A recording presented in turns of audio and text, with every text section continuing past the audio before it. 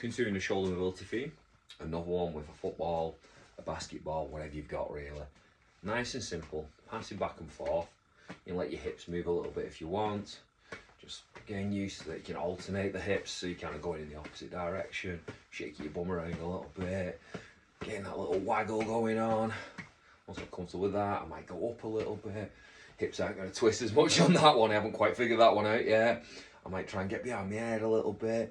And then I might start passing round. Nice and simple.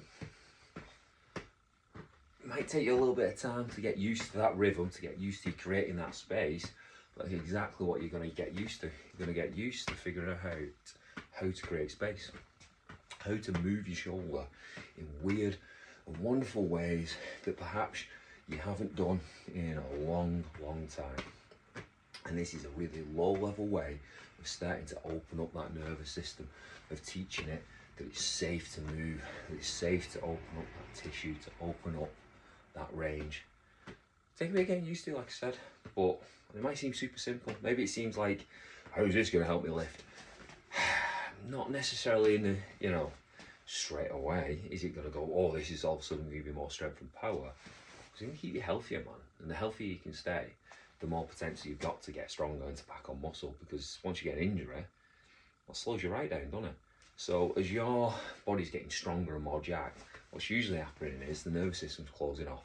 The nervous system's going, this guy's building all this strength and this muscle and this power. He's only building it in a very limited way. He only has control over it in certain positions and certain movements.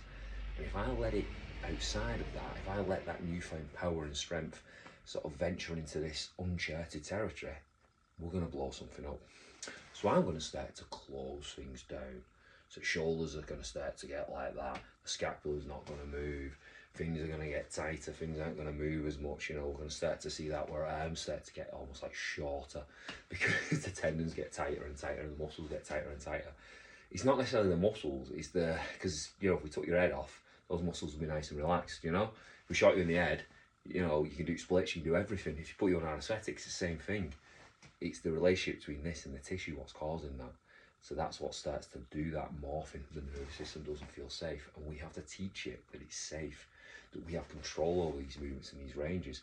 But if you suddenly start, introducing a lot of stretching and mobility and loading, which I've done, it can definitely help, and there's a place for it, and I still use it.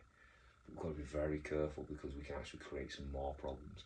What we need to do in conjunction with that is develop this nervous system, develop this capacity to move and to create space. And little low-level drills like this are a really safe way to do that, to expand.